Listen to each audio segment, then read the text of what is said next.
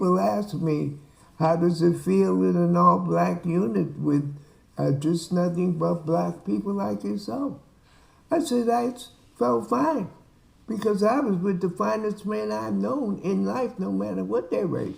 Between 15 and 16,000 people served with the Tuskegee Airmen. Less than 24 are still alive. We all meet in a phone booth.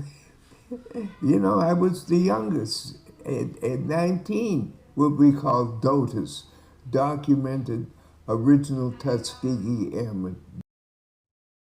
Hey folks, Dale Jackson here for Yellowhammer Now. Let's talk a little bit about DEI and what it actually means. Let's start with what it doesn't mean.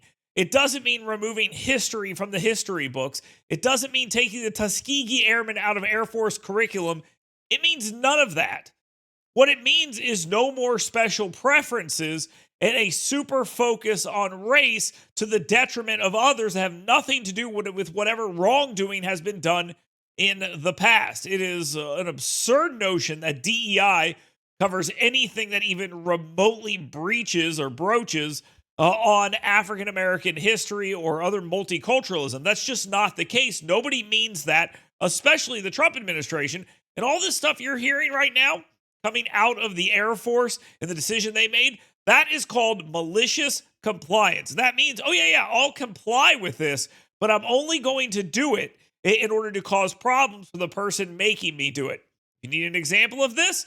Let's talk about people taking the Bible out of libraries in order to make that an issue. It is about dishonesty. It is about people who are complete frauds and who have no real argument. And speaking of that, let's see what happened on MSNBC. You have the host and Benny Thompson, a congressman from Mississippi, completely being disingenuous about what's actually happening here.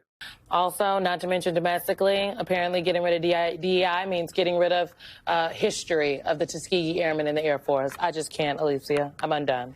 They're now directing the military not to teach what happened to the Tuskegee Airmen. You know, that was a group of black patriots who wanted to learn how to fly a plane, and the only place they could do it was in Tuskegee, Alabama. And now somehow you say telling the truth is not good because I don't like it.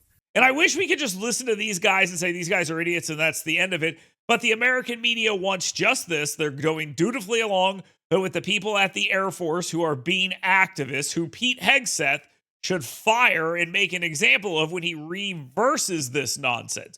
But there are plenty of idiots doing the exact same thing. Like, for example, Terry Sewell, who has been relatively reasonable recently, voting for the Laken Riley Act after voting against it multiple times.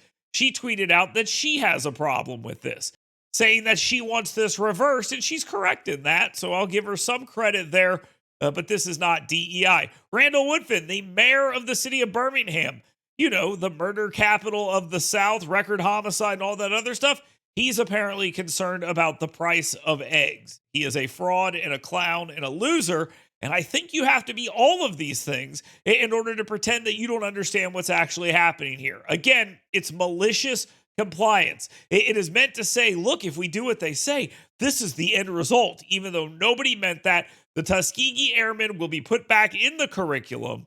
Pete Hegseth will and should fire the individuals responsible for this, and people will have to understand that there are bad actors in our government who are going to push back against Donald Trump and everything he does, sometimes to the point of being maliciously compliant to cause new problems.